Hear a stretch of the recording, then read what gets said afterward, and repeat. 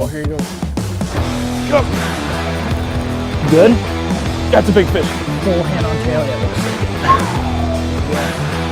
Look how broad that thing is. What if I want to pull me in? Beautiful. Oh my, that's a big fish. Yes! That's what I've been waiting for all day. That's over 6. Oh. That's a good fish.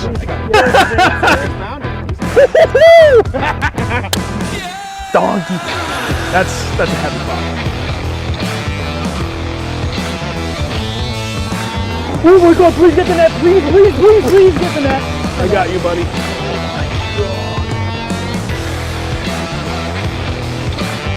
That was the weirdest one ever. There you go.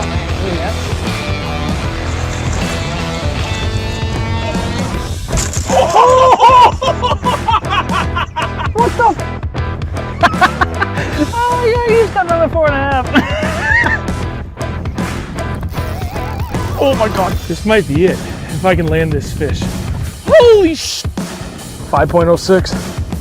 She's thick. Oh my God! Oh my God! Holy!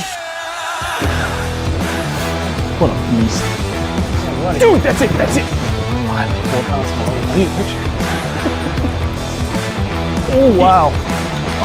That might be a 4. That might be a 4. Yeah, it's a 4. You guys show that off to 4 pounds, 12 ounces. Holy! Trailer just getting that. Yeah? Yeah. Dude, that's unbelievable. That's it. He's still swimming. What happened to me? Yup.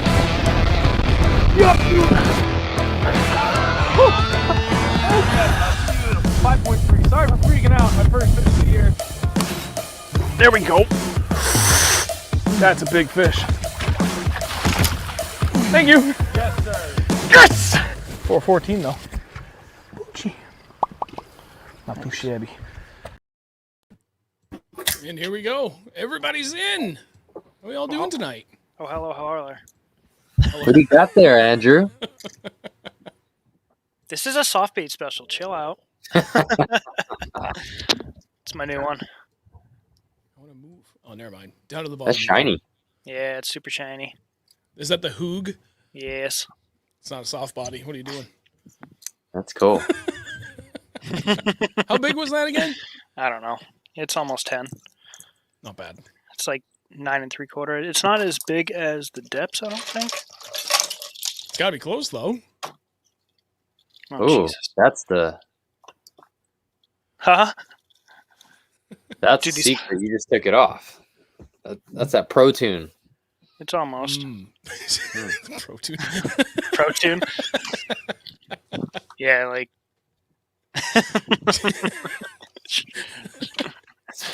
I've heard of a trailer hook, but I haven't heard of a trailer swim bait. Oh, you never heard of that? Believe it or not, I've tried it. You just got to throw an 8-inch, mag drive or something right on the back of your 10-inch glide to just kill her. Yeah, you can't be stopped. Yeah, I should try that, actually. That wouldn't probably be a bad idea. James said the hoog is 9.5 inch and 5.5 ounces. There you go. All right. Well, I don't want to take up too much time, so we're going to jump right into it tonight. How's everybody doing tonight? Hope you're all doing great. Andrew's not here because he's not feeling good, so he's at his house. We are joined by Oliver Ngy, founder and owner of Big Bass Dreams, the man of many, many, many, many hats. And you are currently in Texas, are you not? Yes, and enjoying this 35-mile-an-hour sustained wind today. It has been brutal with the Better wind than everywhere. 35 inches of snow. I don't Dude, know. like 25 miles west of us, they got like 30-something inches. Yeah, kids I work with got like almost close to 40. I don't know what we got here. I want to say it was about like 10 inches maybe. It wasn't too bad. Not as bad as they thought it was going to be, but we're also in a valley, so it just tends to not hit us as hard as they always anticipate. About that much. Yeah, about that much. How's the outlook for the show this weekend look? Good. Right now, the only thing I saw was rain. I don't know, 40-50% chance of rain. So I don't foresee it being an issue. And actually, it's going to be relatively warm too. So I think it's going to be a really good show. There was a pretty good turnout last year too. So I am very, very hopeful that we're going to have a better turnout this year. Should be good. Trying to think. Tell you what, let's take just a few minutes to recap this past weekend and what we're doing for this weekend. So first and foremost, from the show, not last week, the week before, there's still a couple of things from the giveaways that we have to ship out. I just don't have any, I don't have a box for a couple of things. There's a couple of hoodies that I was able to sell after the show. Those are all going to go out. Hopefully they'll get them packed up tomorrow or Friday. They'll go out either Friday morning, Saturday, maybe Monday, whatever. They'll be out in less than a week. I can promise you that. For the New England show, that was nuts. I had a really hard time putting that into words. I took this home with me. Yeah, dude, it's really hard to avoid the expo plague. When you're teaching probably close to like 300 kids how to flip with a bait caster. Dude, you were a champ for doing that, Oliver. You would have been proud of him. He literally, like, it just kind of worked out. I stood in front of the booth. I was talking to people all weekend.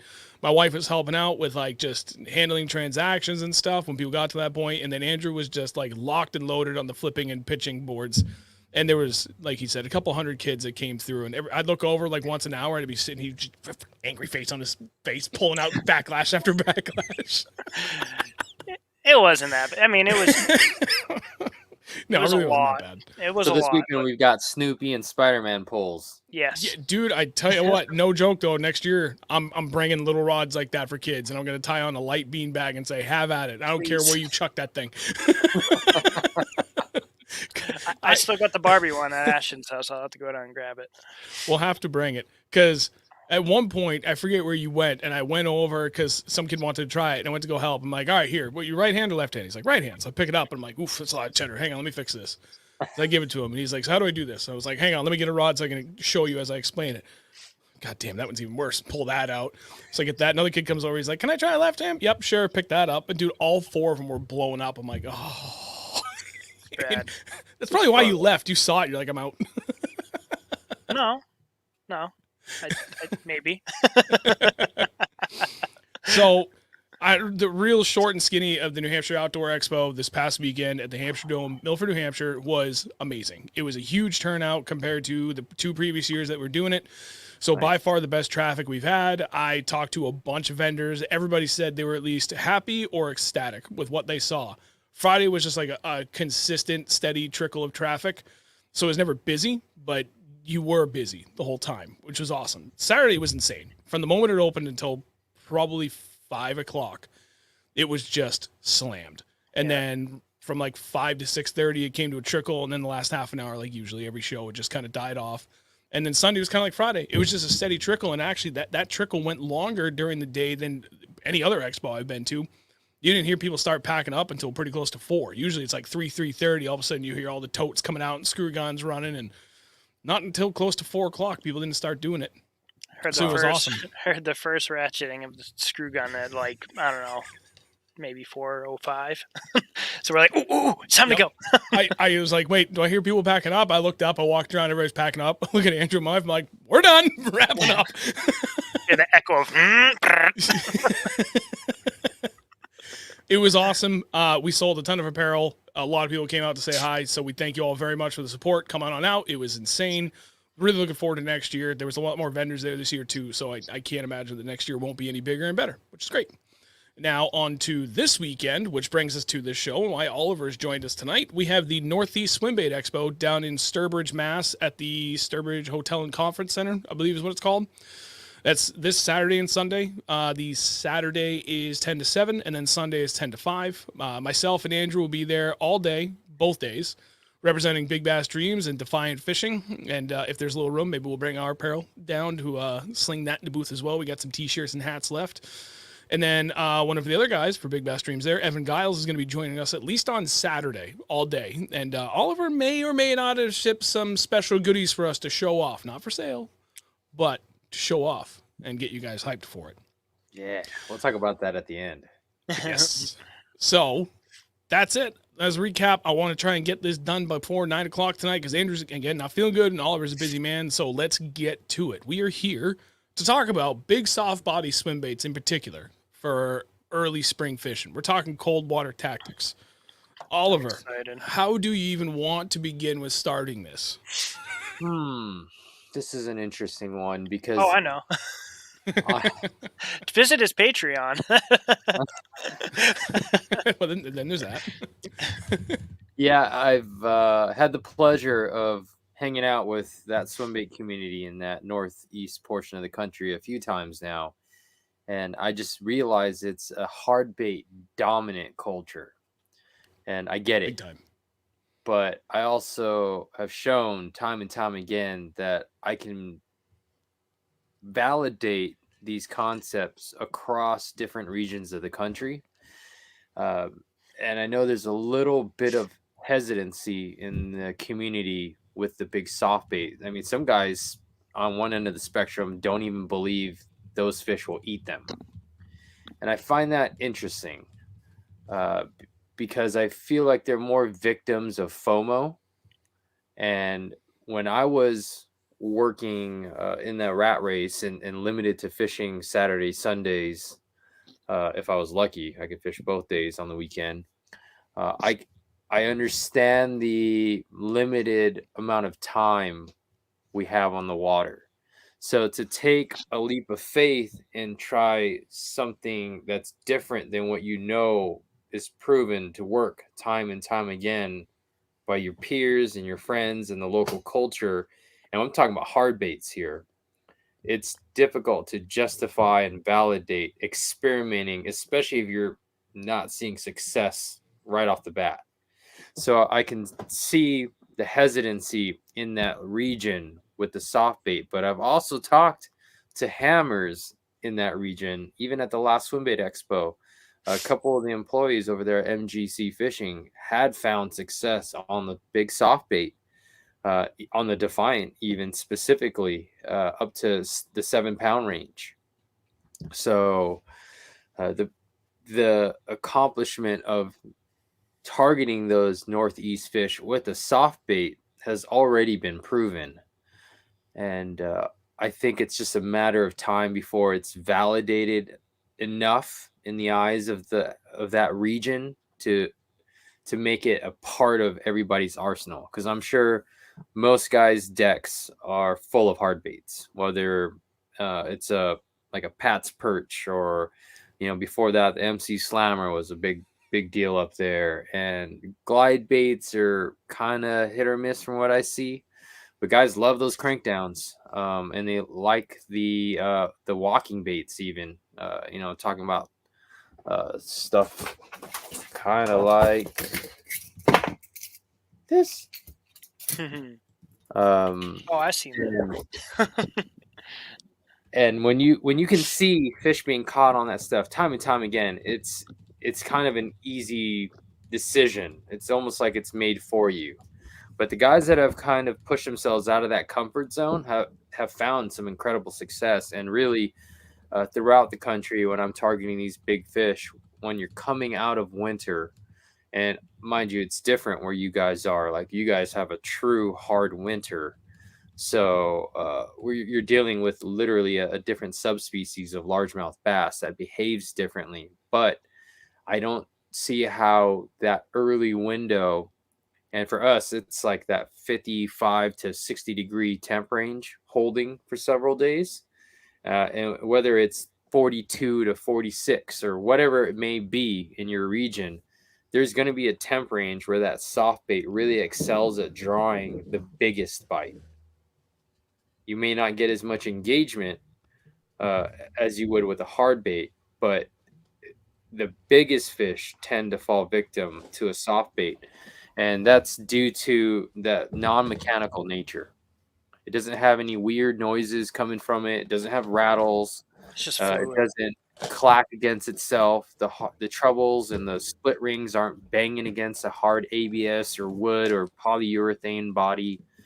It's just a lot more subtle and a lot more natural. So if you look at a lot of the trophy fish coming out of California for the last 3 decades, the vast majority of them over 15. And, that's a pretty big threshold. That's probably like a 9-pounder where you guys are. That's maybe huge. a high 8 for here. Yeah. Yeah. And very few of them were caught on a hard bait. Most of them fell for a bait like a Huddy or a bait Smith Magnum. And it's, or maybe a working class citizen. yeah, anything soft, because it's just going to put off less negative cues. And especially as you're kind of coming out of that groggy winter doldrum, and I'm still kind of dealing with that here. I can't get enough consistent weather for them to really move out of that main river channel right now. We're seeing little glimmers of success and fish movement and engagement, and then all of a sudden we get hit with another cold front, and it pushes them back. And now guys with A-rigs are dominating again. And but that threshold is knocking on the door, and I know we're going to continue to develop this soft bait bite that we've been on here. We've been catching them fishing a 210 and a 247 like a jig on the bottom, slow. And occasionally when that weather is held and we get steady climbing consistent water, we've had some glide bait action as well. But we are targeting the big ones with the soft bait is the primary game plan. Yeah. I think my first big bait fish was on the Citizen 6. Big bait was on the Citizen 6, and then I went and bought my first glide, and it took me, I don't know, how long did that take me to get my first glide? It was a while. It was, actually, no, it wasn't. No, it wasn't, because you got it. Was it last year we went out with Travis to our little local honey hole, and all three of us were working big bait? Like, that's literally all we went out to do was sling big baits. That was and you were at it for like, that was 2 years. Okay, so it was about 2 years. You only had that bait for like a month, I think. Yeah, but I hadn't caught anything up until like the week before that. So 3 weeks, I guess. But I was fishing it almost every time I went out, and I wasn't getting anything on it.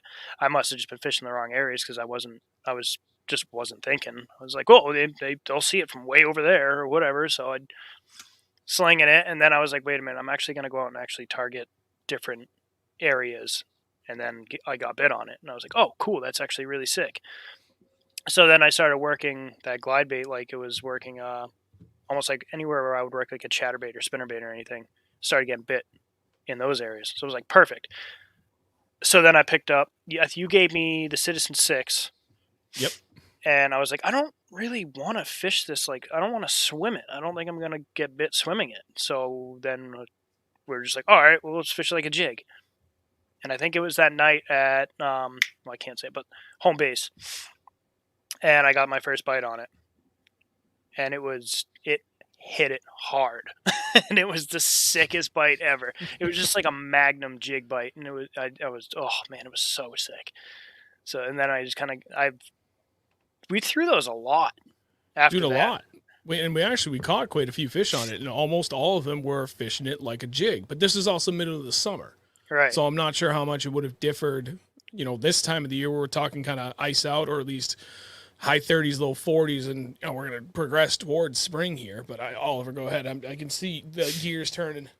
Absolutely. And I just want to make a point of don't let that seasonality restrict you from experimenting with retrieves. Right.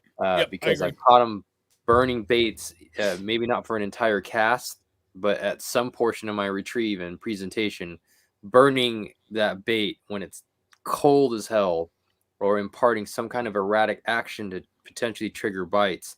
And I've caught them, just like you guys are talking about, dead sticking a big soft bait in the warmest months of the year.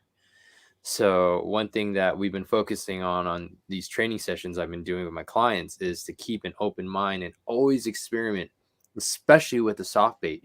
I mean, they're sitting there scratching their heads when I'm trying to tell them to impart like some really wild action into their retrieves with a bait that they've just been told again and again, all you need to do is cast it out there, let it hit the bottom, and wind it back slow. Like, that is the most,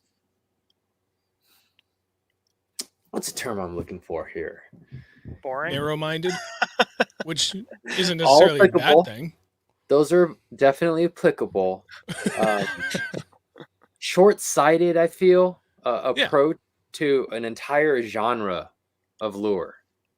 And I mean, there's plenty of videos showcasing me working that Defiant, especially in all kinds of ways, whether I'm ripping it out of shallow grass, whether I'm burning it on the surface, whether we're fishing it like a chatterbait or a spinnerbait through the wood because it comes through wood cover incredibly.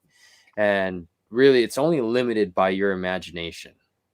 So don't fall into those traps. Like general guidelines are good. Like generally when it's cold, you want to utilize a slower retrieve over the course of your retrieve, but don't be afraid to implement spastic speed or erratic behavior into your fake fish. Because I don't care how cold it is, a gizzard shad or a herring where you guys are at isn't just gonna like slowly try to escape an 8-9 pound largemouth. Like, hold on. I need to go really slow. Yeah, he's not going quarter or 8 speed. He's booking it. And if that predator wants him, he's got to, show some gumption and go get it too. So don't be afraid of fishing fast at some point in that presentation. I'm not saying go out there and burn that bait back the entire retrieve like it's the middle of summer. But don't limit yourself to just low and slow. Like, oh, that's what you got to do. Like, says who? Like, yep. And to back up, or I guess expand on what you just said too about what fish are doing in really cold water.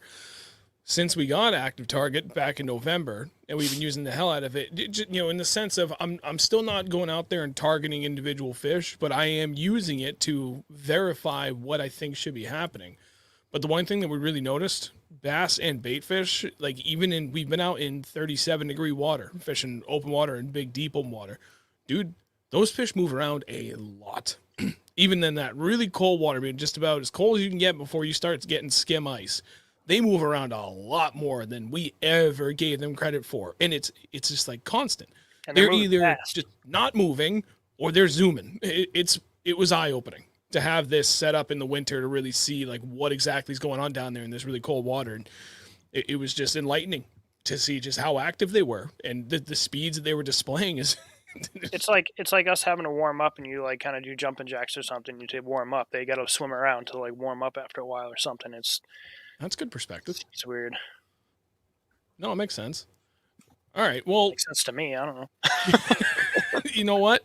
As long as it makes sense to you, and I'm not saying that in like a making fun of you way. Like, it's weird, and I've learned that lesson a lot from both working for people and being a manager myself. And the way I've taught myself how to learn, not just fishing, this applies to everything, but you can carry any lesson into anything else as long as you understand the method that got you there to understand that. However it be. Like I'm a mechanical engineer. What the hell does that to do with being a BMX rider, building dirt jumps, and bass fishing in general? Fucking nothing. But there's a lot of lessons I learned through the process of learning how to learn that I could translate to learning in a professional environment. The same can be said for fishing. You can make those analogies and they might sound a little strange, but if you make that connection and it helps give you that confidence in what you're doing, then that's all that matters. That was deep. You guys, make sure you tie on a fast sink for that. Man, when you have hit rock bottom repeatedly and you climb out of it, there's a lot of lessons that can be learned. I live in it. I hear you. I like it. Well, let me turn it back to the chat for a second to give you a chance to kind of elaborate on some of this. And there might be some things Andrew and I might be able to help out with on this, or at least add in our what little bit of insight that we have, because we've been fishing softbody swim baits. Oh Jesus, when did the Huddleston Deluxe 68 come out? That was like 7 years ago, wasn't it? Well, before it was out, guys were actually Frankensteining their baits to create that bait. Okay, because I'm trying to think when it first came out. I remember seeing it because I remember like starting to see more videos of like the Huddlestons and stuff, and that came out. I was like, oh, dude, that yellow perch is perfect. That built-in kind of weedless design, like that's perfect for the kettle ponds and fish around here. That was my first foray into soft body swimbait fishing. I want to say it was 2016, maybe 2015. It was after I had started making videos, so it was probably 2016. And I caught a couple of fish on it, and it was awesome. I don't even remember where the hell I was going with that. It was definitely before that. Probably by at least 5 years. Okay. Yeah, I was trying to. I do remember catching a couple fish on it like in April. So kind of cold water, for up here. But anyway, South Jersey had a question.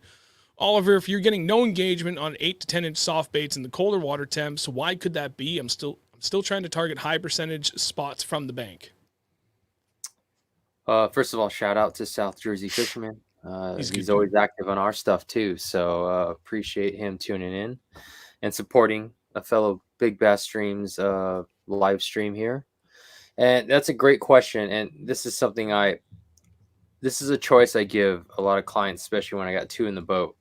It's like, are you looking to get engagement today, or are you looking to appeal to a really big fish?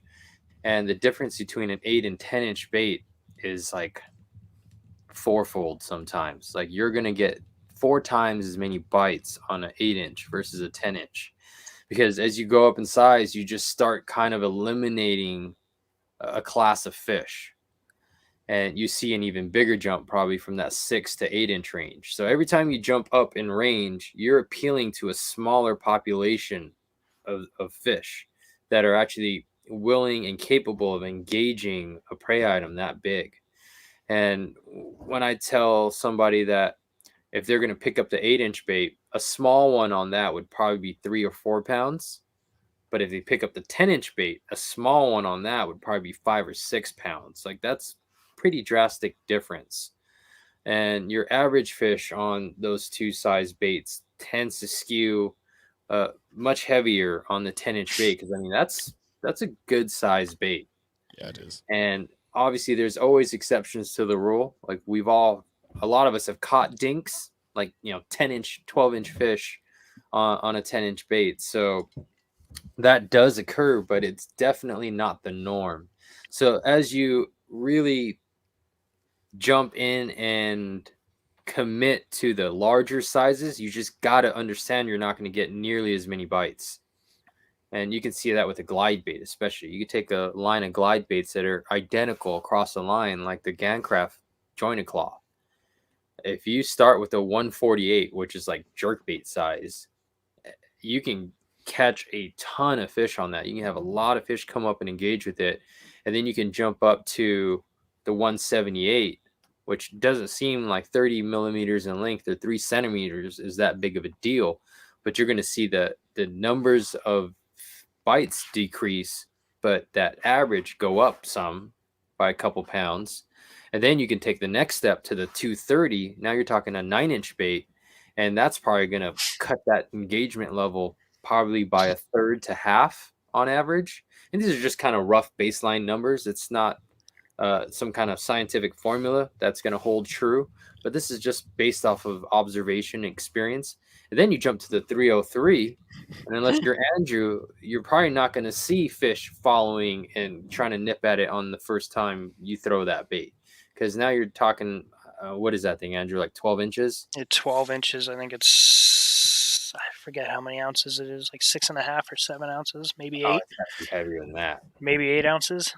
Yeah, I would guess 8 to 10, because I've been throwing it around a lot, using it as a search bait. Pretty freaking big. I mean, I can I can speak to that because I was throwing the 250 for up at a lake that we go to in Vermont, and that's 6 ounces.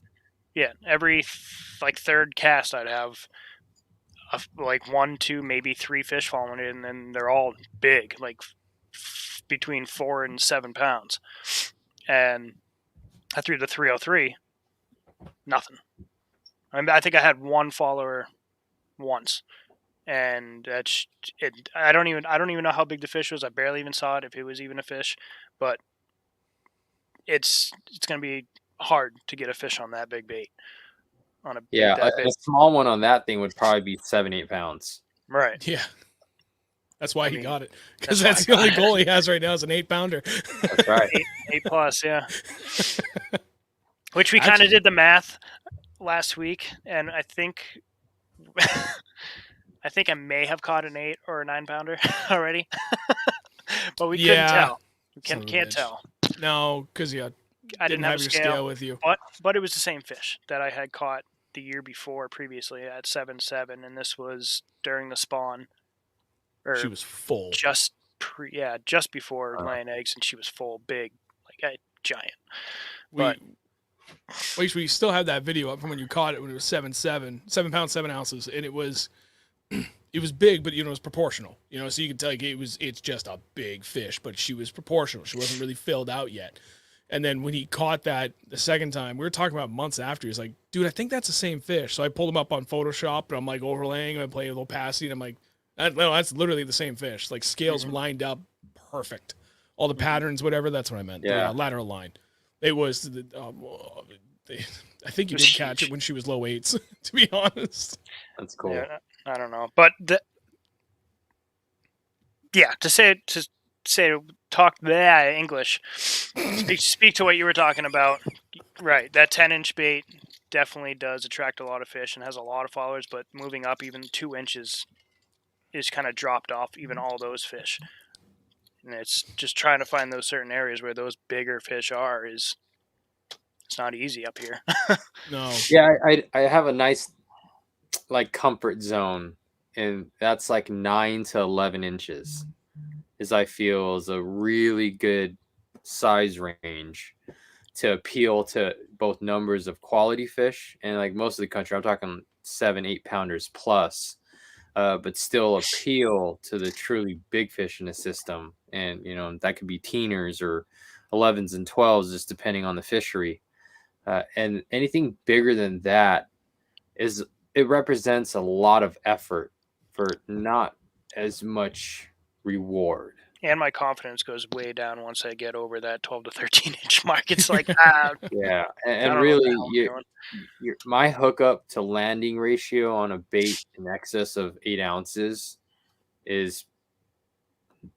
it leaves a lot of room for improvement.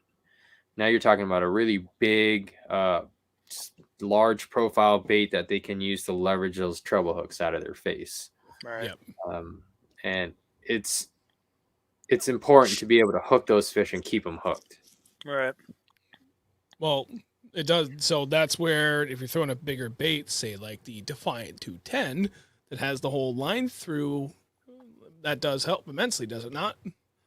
I mean, I'm sure some of you guys watching have seen that video where I'm fishing in Northern California, bottom bouncing a 247, which is 9 3/4 inches. And I hook this big fish, and she comes up jumping. And before that bait, if you're fishing a bottom bouncing soft bait like that, you were nervous if that fish was planing to the surface and could clear her head and shake that 6 to 8 ounces of plastic and lead combo attached to that jig hook, because a lot of times they just throw it back at your face. And in that video, I start laughing at this fish, which ended up being an 11 pounder. She jumps once, and I'm like, go ahead, honey, jump all you want. It really jumps 2 more times, throwing her head back and forth, but the bait dislodges from the hook system, and that was the stock hook system. And she lost all leverage of that 6 ounces of soft plastic. Because this thing ain't going around her; it's somewhere else, out of the way. Yep. So now all she's got is the weight of the hook. And I wish I could say this stat held true before the bait, because I'd have a lot more big fish landed. But I think I've only lost 1 fish that I've hooked on that Defiant soft bait since I've been testing and fishing them. Damn. As long as you hit those fish, get that penetration, and keep that momentum coming, wind through those jumps so that you don't give them a chance to create slack.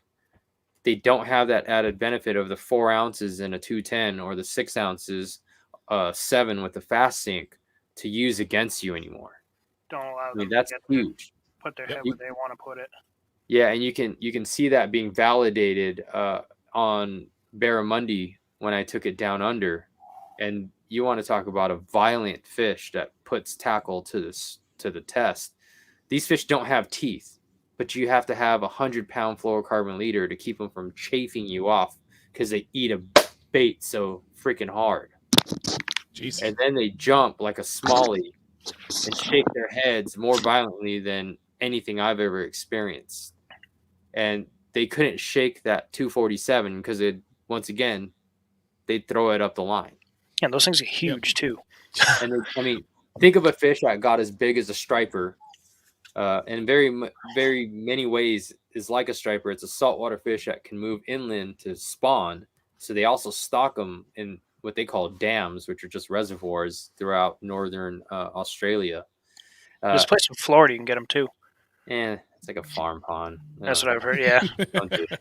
No, they're not. They're not native.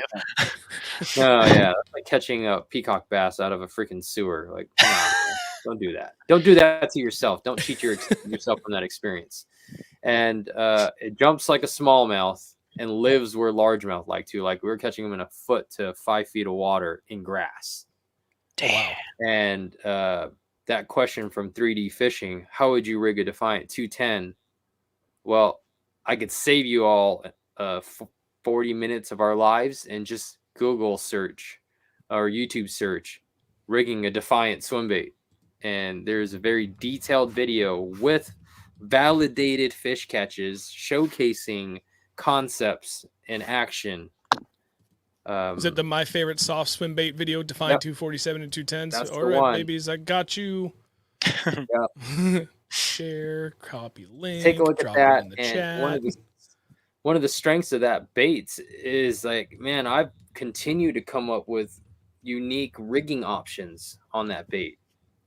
Outside of just using that stock jig hook system, which is fantastic for many situations. If I were stuck to rigging it one way, it would be with the stock double jig hook system, because you catch so many fish on just that back trailer hook, and no matter what part of that system you get connection to, that line through concept is still in effect.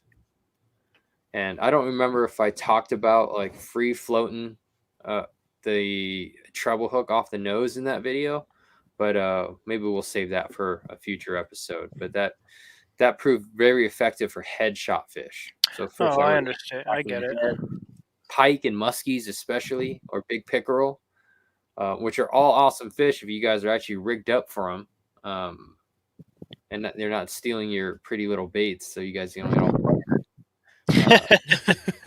they're very cool predators, and they definitely have a liking to those big baits as well.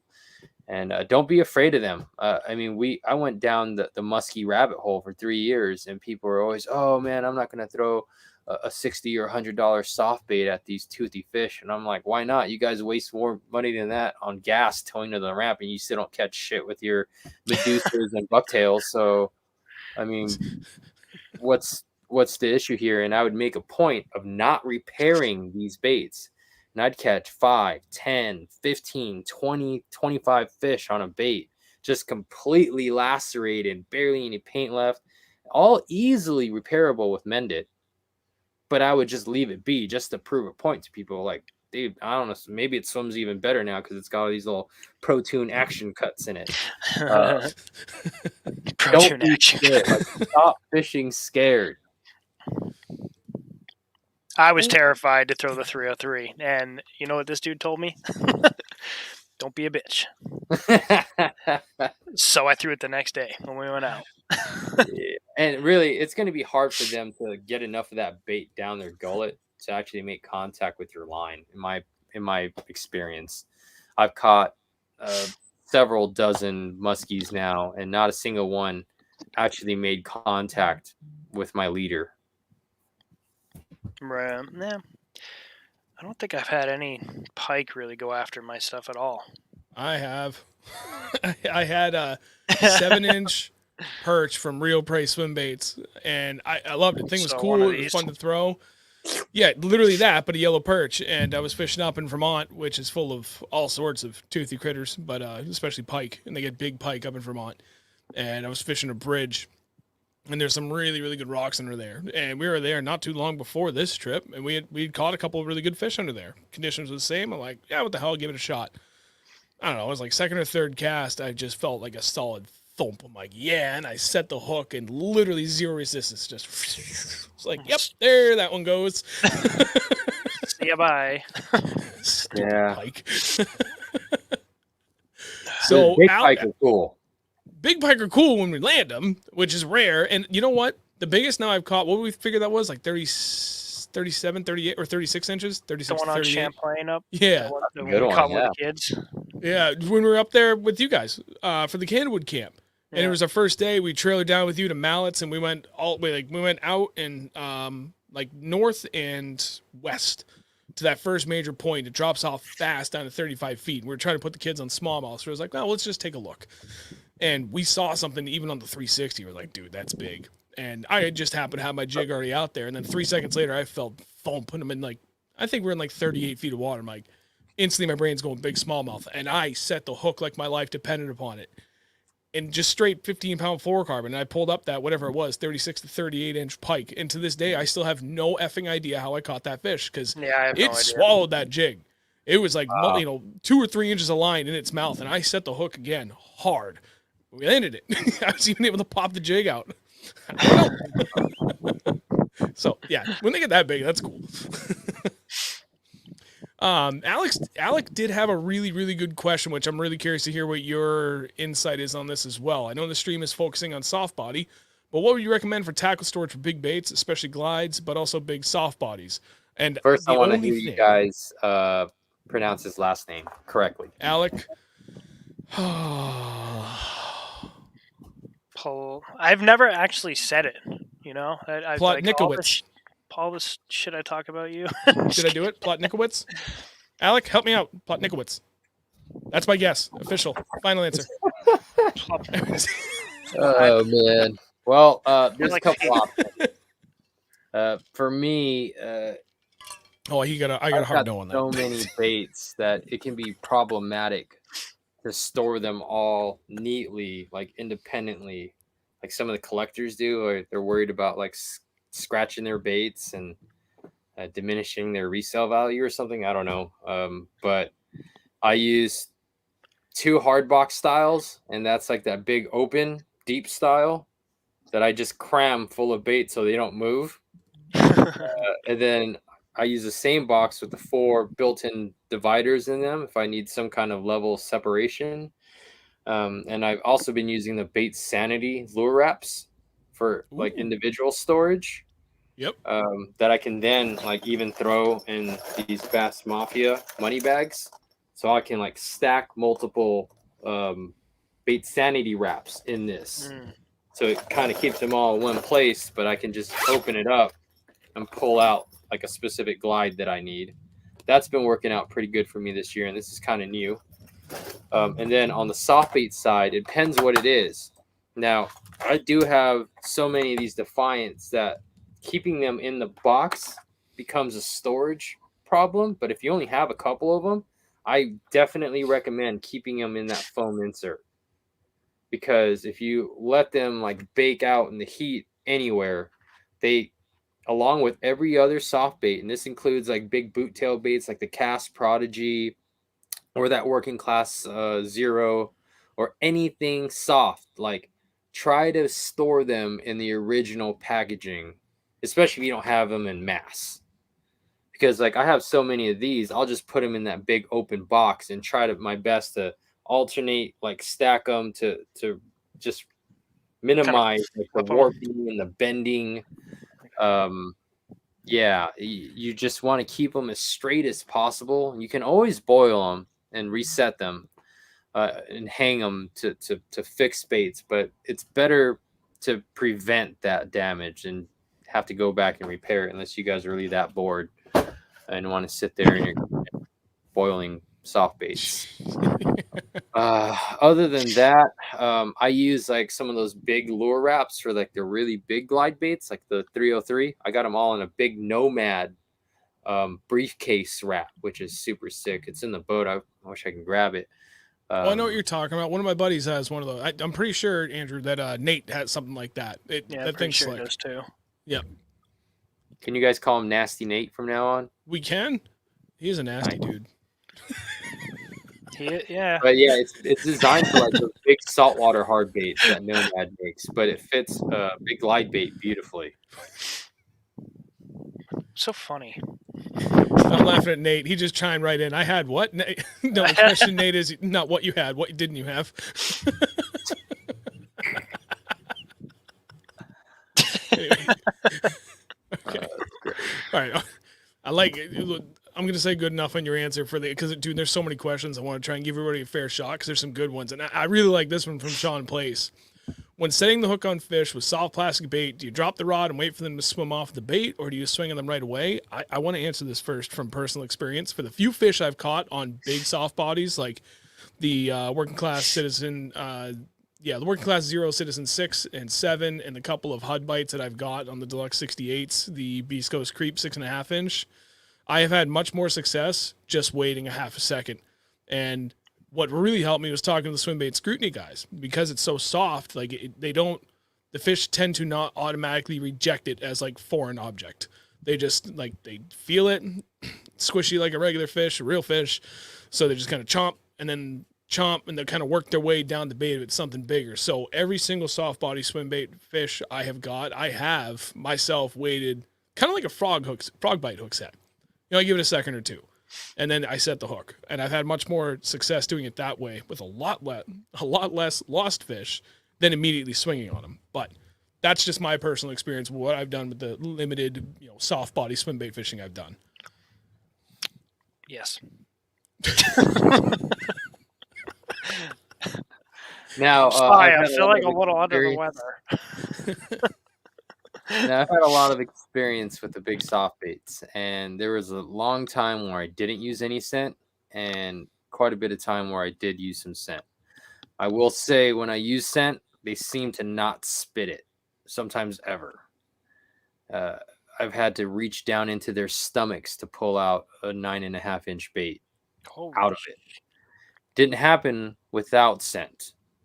Like that happened like 4 different times, where I just never felt them eat it, see my line swimming off or something, and it literally just choked the bait. And they were all fine, thankfully. Like they're so big, I could actually put my hand through their throats and get my freaking hand and wrist crushed down on their crushers, and then pop that hook out of their stomach and then cover it with my fingers here and then pull the whole thing out. No blood or anything, but scent would definitely help those fish really commit to holding on to it. Now, when I didn't use scent, I point my rod tip at that bait so that I'm manipulating the bait more with my reel, more so than my rod, because I'm already in a hook set position. And when I feel that jig bite or that thump, I'm already ready to crack them. Just watch those Defiant videos. All over YouTube. Just type in Defiant Swimbait and watch them all. And you can see my timing. There is a little bit of a delay, but it's not much when they're eating it, when they're the way they're supposed to. When you feel something, that fish has got it engulfed. Whether it's a 4-pounder, 5-pounder, 6-pounder or up, like they should have it. Usually it's when they're kind of off or the conditions aren't really lined up to have them fired up, and they're just kind of like testing the bait or like knocking it with your mouth closed. Like you're gonna miss those fish, but you'll get a lot of follow-up bites as well. So don't give up on your retrieve. But generally, I hit them immediately. All right. Kind of like a jig. I kind of fish them the same way as a jig. Like you can kind of feel it, and then it's like, okay, yep, and just let it go. But as soon as you feel the bite, I'm usually just like, and by that time, it's already too late, and they already have it. Yeah. Up where you guys are, I don't see them being that pressured or educated to a big soft bait. So I would surmise that they would hold on to it longer than normal. Yeah. Once again, the non-mechanical, soft body nature of these baits lends it to being a more natural feel in their mouth as well. Yeah, it's not something smacking them hard in the face, like, oh, what the what's heck? that? The rock? Yeah. So one of the last points you just made actually segues nicely into the question from Steve. When you get a lot of followers but no bites, what is your approach to getting followers to bite? What do you change first? I feel like that's more of a glide bait kind of question, because when I'm throwing soft bodies and crankdowns, I have no idea if I'm getting followed unless I'm fortunate and it's gin cleared water, bright blue sunny skies, and dead calm. Otherwise, like the only time I can see a fish following is a big glide. Yeah, they follow them all. And before forward-facing sonar, we had forward-facing eyeballs and clear water all throughout the West Coast and even in Texas. And you could see these fish engage the bait, but like from a distance or below it, and just read their body language. And now you can definitely see it with forward facing sonar in any lighting or clarity condition. And the thing that I do different is do something different. I can't tell you what that is because I don't know the answer either. So I'm just trying to Situational. it is situational, but it's also just a bunch of experimentation. Just trying to go through that process of elimination. Okay, maybe I need to go faster. Maybe I need to go slower. Maybe I need to go more erratic, or maybe I need to change colors, or maybe I need to come back later when the sun angle is different, or wait for the wind to pick up, or wind to die, or wait for this cloud cover, or come at it from a different approach, or turn off my graph and come back later. So it's like you're fishing a jerkbait. You just got to find the cadence that they want to bite at. And that's the beauty of that glide bait, especially because you can dial into a cadence and almost start calling your shots of like when in that retrieve you can expect the fish to trigger, because it's probably following it, engaging, and you figured out that little quirk that's triggering them to bite. Yeah. So I've done that multiple times, and I'm like, oh, get ready. I'm about to get caught. Yeah, I've had it to like where they're almost calling it like 3/4 through the retrieve. I just do one quick like double, just like half, and then they just boom, it'd be there almost every time. Wow. I did that 3 or 4 times that one day out on Otter. Yeah, oh my God, you were on fire like that. You hooked that first one, which I think is a 3. And you like we always do when we fish. We're just like every time we catch a fish, we talk through like, I was doing this and this, like, and I noticed kind of this. All right, cool. Then he throws it back out there. He does the same thing, and boom, hooks a 4. He's like, dude, I did the same thing. I did that hitch, and then he was like calling it. He was like, they were out there. I'm gonna go back out there, just a little over here. And he's just like, all right, now I'm gonna. He's like, and he's talking to me as he's showing me, because now he's like, this is just how we fish. We're always trying to like teach each other things, and he knew I was really struggling to glide anyway. He's like, so I was doing this. Get it going, and then cracks in their fish. I was like, all right. Yeah, that's seriously a big part of what makes you guys so successful is you guys are all obviously observant, and you're able to duplicate that success. There's so many anglers that aren't even thinking, they're just doing, and then they can't duplicate what they just accomplished because they weren't paying attention. Yeah.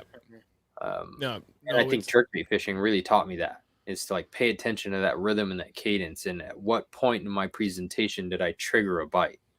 Right. Yeah, jigs and jerkbaits have been the biggest teachers for me, because we fish them so erratically, so differently. There's so much variety in the way we're doing it that like you really have to just hone in and just kind of lose sight of the rest of the world and focus on what you're doing for those first couple of fish, so you can really kind of understand that. But that's just the way we've always approached fishing since day one anyway. We're always just trying to like that, dude. That's what drives me. I like figuring out the pattern and, then trying to build on the success from that. So that's just the way I've hyper tuned my focus since day one, really. And it's paid off in more ways than I can even explain it. That's been by far the biggest attribute to our success so far. Just the two of us. We're just constantly focused on what we're doing to replicate what we were doing to catch those damn fish. That's awesome. Yeah. So I got a question for you. On these, since you're out in California or Texas right now, but how often are you getting bit on the swim or just fishing it like a jig? Lately, you've been getting more bites, dragging it, yeah, over high percentage areas. Same type of spots the local boys like dragging a sea rig over. So still or a football jig, and once we lay out the cast, I tell them. Even today, I told the client, like, because she likes throwing the Ned Rig. Okay, now pretend you're fishing your Ned Rig. Like, what? Or pretend you're fishing your football jig. I don't care how you like to fish it. This bait will work in that fashion because it's something that's comfortable for these people. Mm-hmm. Whether you like dragging a Carolina rig and sweeping your rod along the bottom and feeling and counting rocks, or feeling for that hard shell bed, like that bait's going to move along that bottom in a very appealing manner because it sits upright, and they will eat it every which way. So that's an easy one for people that are trying to learn confidence with a bait like that, is to really tie it on and envision yourself fishing whatever it is that you like to fish on the bottom. Yeah. I mean, that's pretty much what we were doing all the other soft plates we used. I mean, this one, I don't know how well this one's going to sit on the bottom because it's pretty skinny. Is that the Reel Prey? Yeah, this is more of a swimmer.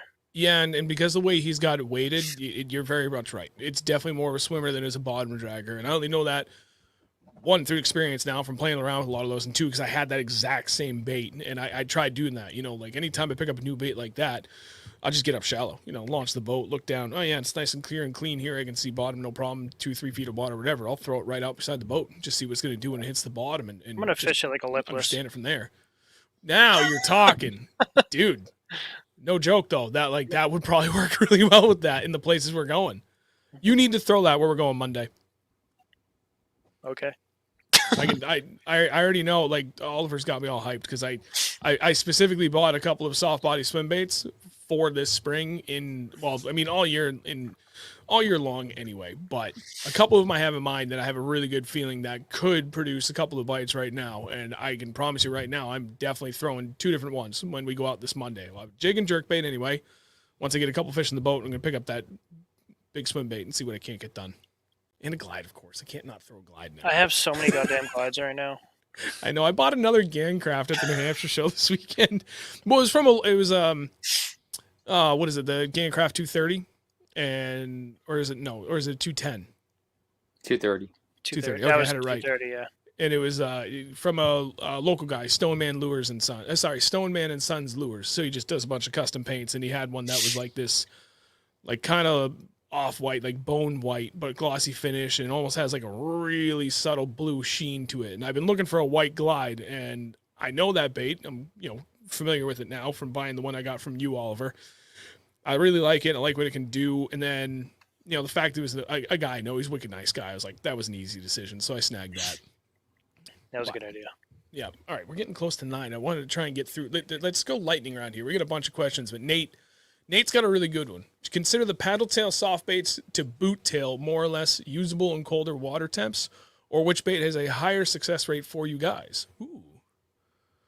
Yes. Yes to both. I love that answer.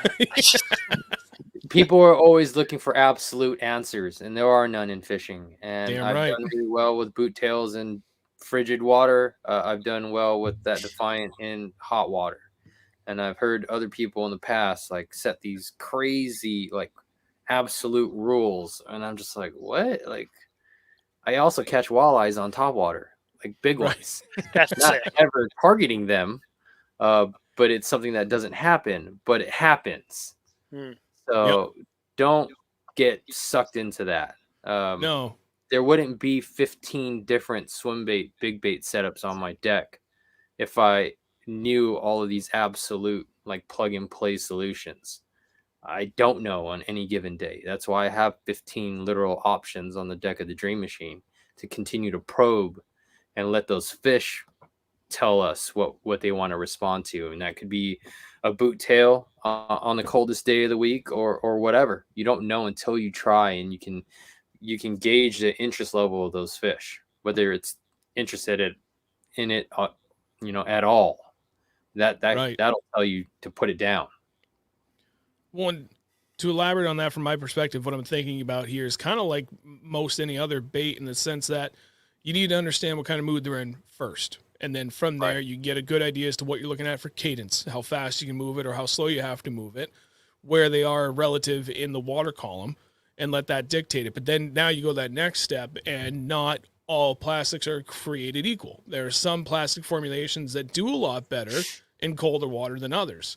And then based on their design, plus that plastic formulation, there are some that you can get away with, regardless of what the design is, just because the water temp, the depth you're trying to work it at, the weight you have, and the speed you're trying to work it or retrieve it at too, all that comes into play to figure out, well, that it might be something like a Beast Coast creep. And that formulation is actually really, really good inside of cold water, but if you're working it too fast, the thing might want to roll over on you or something.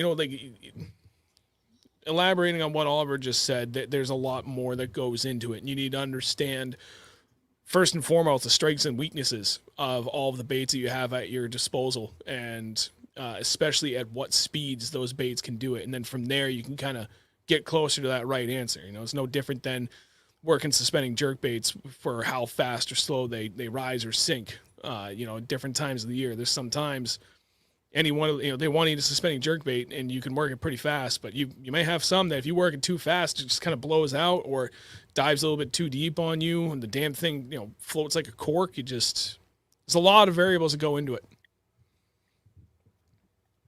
Yes. Yes. Hey, you're welcome. All right, from Jim, jig hooks, treble hooks, top or bottom, how do you decide? If I can get away with trebles, I'm using trebles. You just get a higher hookup percentage. So if you're open water or bottom bouncing around rock that's not that snaggy, we found a single treble through that dorsal slit has been awesome. But if you have any kind of cover like submerged bushes, trees, stuff like that, the jig hooks are hard to beat because it just comes through that stuff way better. I like it. But you got to choke the bait. Are we allowed to use trebles? Yeah, why not? I mean, if you have these two and then another treble up front, or do you just completely get rid of? I would either be all trebles or all jig hooks, except in one of those options in that video, I do attach a treble to the back of the jig hook on the 247 for in that video. bouncing. In that video, do you talk about what size treble hooks you would run on the Defiance? Yes. Okay, good. I would say offhand on the 210, it's getting a number 1, maybe a 1/0 if you like a bigger looking hook, but I haven't found it to be necessary. On the 247, a 1/0 or a 2/0 is plenty. You don't need a giant hook. Now, hold that bait up to the camera and blow it up, and turn it sideways, like head on even. Oh. Like that too. That's good. It's actually not a very wide bait, and that's on purpose. Wide baits are easy to get to swim. That's why I feel like a lot of people design them that way, but they suck for hooking fish. Well, wide baits? Wide baits or round baits. I'm out. If it's round or wide, no thanks for me. I just got tired of watching fish bouncing off of them. Yep. So that bait got like a big bluegill looking bait or something. You don't need a giant hook. Too much curve. Not good. Noted. It's just gonna.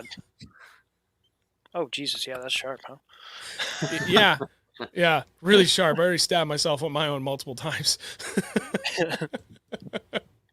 South Jersey. Oliver, do you want to really match the maximum size forage in that area those large fish would be eating? And do you think that would increase chance of getting those fish to respond? Generally, that's a great route to explore. Those bigger fish generally tend to focus on larger prey items, especially early in the season like we're talking about. And they don't seem to get like kind of distracted by like small bait or like fry like they do in post spawn. So to really appeal to them, whether it's trout, whether it's gizzard shad, whether it's yellow perch, baby carp. Here's a question I've been asking for a long time. It's like, how often do you guys actually see baby carp, like carp less than 2 pounds? Oh, I've seen them in one pond. I've never seen them smaller than like 2 pounds. And I surmise that's kind of the threshold where they're no longer on the menu for all the other predator fish. And then they just kind of get bigger, right? Like an average one's like 4, 5, 6, 7, 8, 9, 10 pounds. Right. Because they've made it past that size threshold to where a 4-pound bass can't eat it. A 30-inch muskie or pike can't eat it, etc., etc.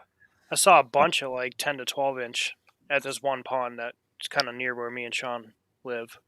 Mm-hmm. And other than that, I've never seen small carp around here. Are there a lot of predators in that pond, or is it predator free? Just bass and pickerel. Interesting. I'd be throwing that bait a lot there. Oh, I'm planning on it. I am planning on it for sure. I mean, you're talking about the spot where that supposed state record carp came from, or the guy that like almost had it. So Google yeah, it's search right proposed outside. state carp. Sorry. So my buddy Nate actually did catch the state record carp, but he didn't want to kill it, so he just put it back. Fish and Game was actually there filming for Northwoods Law when we were there, and it was 38 pounds, something like that, 38 and a half pounds. That's insane. Jeez. Yeah, it was That's huge. big. We It was get giant. big carp here. It's actually Yeah. pretty cool. It is. They scare the shit out of you if you're not paying attention. But They the hit salmon, hard, too. I caught my first one actually that day with him, and it was like, I can't even explain how powerful those things are. It's insane. They just I take grew up your- fishing they- for them in they the just- wintertime. They're great. It's They insane. get a lot of disrespect. If you actually went out there and like most bass fishermen were tasked to actually go catch a carp on hook and line in the mouth, most of them would fail miserably. It's hard to catch them. They're very smart and spooky fish. Yeah. There's a couple ponds around here that if you you can at night, if you go out, you can see them kind of bubbling up where they're feeding, and you can kind of go over and just barely get a glimpse of them, and they just see you gone. Yep. They don't like you at all. They're No. also kind of stupid because they'll fall for a can of Green Giant sweet yellow corn. Oh yeah, they sure do. A little ball of bread just going along. I don't know what that is. It looks That and, totally like- different, but it looks great. Oatmeal and grape soda. I've eaten like half a can. What's another little 3 morsels on an 18 size treble hook? Oh, what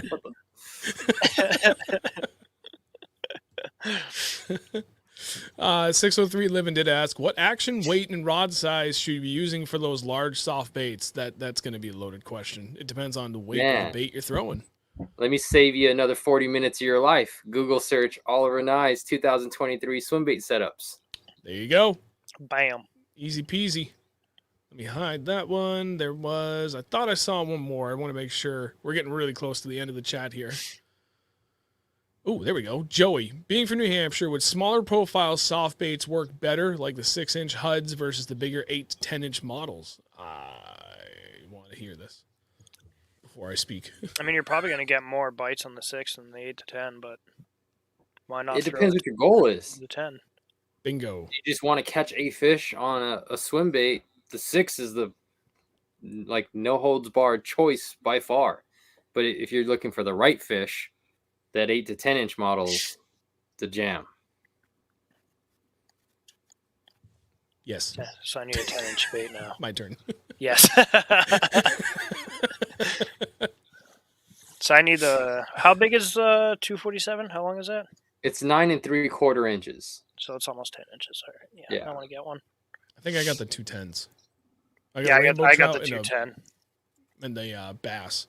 Need I just my wanted to get perch. this to see how the hell it worked and how it swam and this, that, and the other. Now I really want the 247, like really bad. And I haven't even caught one on this yet. Man, who I forgot, it was one of the gentlemen I was speaking with at last year's Swimbait Expo. But he was an OG. Like I think he might have been a writer. He kept bringing like this 2005 magazine or something from that era over to the booth to show me photos of like legit 9-pounders he was catching in Massachusetts. I believe it. I And believe it. he like an OG, like a real one, like speaking with this guy, and he was instantly gravitating to that larger 247 size. It's definitely a tool for those of you guys that are looking to set a new bar for yourself or your fishing culture in your area. It's big, but it's not obscenely big. It's not DRT Frenzy or Roma Made Mother big. It's That's well too within the Yeah, seriously. striking range of any largemouth bass fishery. I know we're gonna get bit on this. Is this fish big and big enough to eat this thing, swallow it here? The smallest fish I've had eat that thing was 14 inches. And I'm I talking was about gonna eat it. say, He ate it to the first jig hook. holy sh! Good Lord. So he 14 got it to about here, and he was already to his tail. Yeah, That dude Yeah. was hungry. I believe it. yeah, it's crazy. I bet Yeah, my first must have fish is gonna be always- like 1.5 pounds on this thing. Dude, I will almost laugh dare- I almost- so hard.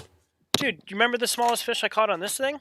Yeah, it was the funniest damn thing, dude. I nearly passed About out. I a was laughing so hard. He 3-inch foul hooked bluegill. a 2-inch bluegill. It was barely bigger than your treble hook. I was dying. He just like reeled it up and like, you know, like you could usually when you hook a leaf, you can see it like the last few feet to the boat. And that's what it looked like. Like I was paying attention. He pulled it up and, you know, like flung it up and caught the bait. And he's just standing there. And I looked at him like, what the hell is your problem? Like in my head, I'm thinking, I didn't even get a word out. And he just turns to look at me. And I just see this little bluegill freaking out on his treble hook. Dude, I don't know how the hell he did it. I was laughing. I was dying. Deserved to be eliminated from the gene pool. Freaking idiot. Pay attention, man. There's a big ass 10-inch fake fish headed your way. Swim. What? Right? Yeah. And he comes by and it's just like fucking. I'm hungry. Oh, I'm not gonna be full for weeks. All right. Tell you what, though, I think. Is there any other parting thoughts you wanted to share with us, Oliver? Oh, Jesus, sorry, I punched the mic. Before we go, that maybe we didn't cover yet that you think would be good to share?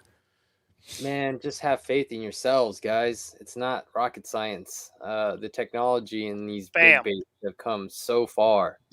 They made it way too easy. If you ask me, like back in the day, I'd have to sit there and tune them with nail weights and get 1 out of like 5 baits that I spent just as much money as you guys are spending on now to hopefully get one that would swim straight enough to fool one of these big fish. Most of them are amazing out of the package now. You got so many options. Go out there, spend the time on the water, learn the hard way, and just have fun with it. Really, I wish I was able to come out to the show with you guys this weekend because it's always cool to be up in Mass and talking with fellow passionate big bait centric anglers and hearing the success stories and hearing the stories that they don't post publicly because they're trying to keep it on wraps. Yep. I always enjoy those ones the most. The guys that actually have like the lowest profiles to none end up a lot of times being the biggest hammers. And just don't be fooled, man, just because someone has a high subscriber count or follower count. That does not equate to any level of fishing skill. Damn right. Just go out there. The beauty of this style of fishing is easy if you're rich. I wouldn't know, bro. I grew up from La Puente, California. Do some Google searching on that little town. I'm still broke. Would not know what rich is like. Been busting my monkey ass my whole life to be able to buy the things that I want to buy. So let that be an inspiration to you guys that may not be blessed with rich family or whatever have you. There it is. You don't need a lot of money. This still counts as a swim bait. And I know there's a lot of diehard swim bait guys that get pissed off when people say it like that, but they can go F themselves because that still counts as a goddamn swim bait. That is a swim bait. Right. Mm-hmm. These are cheap and they're phenomenal. And they kill it. And I know plenty of guys all over New Hampshire, Mass, and Vermont that have caught multiple 6 and 7 pound largemouth on this, a Miyagi on a frickin' swim jig. Yep. And they've been doing it hard the last 2 years. I will take a talented angler with the worst bait than a terrible angler with the best bait every time. Yep. Every single time. It's never been the bait, people. I just don't understand how people keep falling into this trap thinking that was their missing piece of their puzzle. Like, if you haven't been able to catch them on anything, that next bait isn't going to be the instant solution you're looking for. It goes back to what you guys are talking about and your way of thinking and breaking down these challenges and these puzzles. That's where the real secret is. It's just fun. It really is. I just like catching fish. It's just fun. And then getting something new and be like, ooh, I wonder if they'll eat that today. And then going out and doing it and figuring it out and just like, yes, dude, that was sick. It's always a good day when you make something happen. Yeah, every new lure that I tie on represents a new challenge. That's why I stopped throwing perch stuff like 2 years ago. Really? Anything that's because I won't put it down. Yeah, you throw all the perch stuff and I just don't touch it. I stopped throwing perch pattern baits the day that I broke my rod over my knee. I just, nope, I'm done. Oh, yeah. I'm like, I remember that day. Mm-hmm. It had nothing to do with anything with the perch pattern bait. I was just looked at it and then it was the last thing I saw when I was mad. And I was like, you know what? that pattern. I don't care anymore. And I stopped throwing it. Have I bought a perch bait or used one ever since? Maybe No, you that haven't. rearranged jerk bait once. I was like, you have used them, but no, you haven't bought any, and only because it's like I'm like almost 10 fish up on you on something perch color. You're like, okay, never mind, give me that. But yeah, I don't see the need to throw it. I catch enough fish without having a perch pattern. That's funny. There seems to be a polarizing effect that perch patterns have up your guys' way. Guys either love them or hate them. Yeah, I don't hate them at all. I just It's don't weird. throw 'em. I just don't care for them. I mean, I don't know. He was throwing perch pattern jerkbait all day, and then I wasn't. And I got smoked. And there's a lot of perch up here. One time. Yeah, one time. Okay. Well, I think that's it too. Is the guys, the few people I hear from that are like not big on perch patterns up here is like, everybody throws them. So why should I keep throwing the same thing as everybody else? And do you see perch in here anywhere? I was gonna say, my response is literally every body of water we have up here has no perch. Why wouldn't you? Okay, this one's gold. Okay, but okay. I even got that, dude. That was from a subscriber. A little custom paint. It's a beautiful yellow perch. Nice. Anyway. Uh-oh. It's a little beat up now. You know what? It's all good. Don't be afraid. Still send it. Go back to the 20-minute mark. All right. Tell you what. Let's wrap it up. Oliver, thank you very much, buddy. We appreciate your time today for coming in, talking to us a little bit. I'll turn it over to you in 1 second. For everybody that's still here, if you haven't done it yet, please drop a like on the stream. It helps more than you know. Anybody that's interested, come on down to the Northeast Swimbait Expo down in Sturbridge, Mass. this Saturday and Sunday. We'll be there representing Big Bass Streams and Defiant Fishing. We've got literally right there beside me in the other room a ton of Big Bass Streams merch as well as Defiant Fishing. We've got line, we've got swim baits.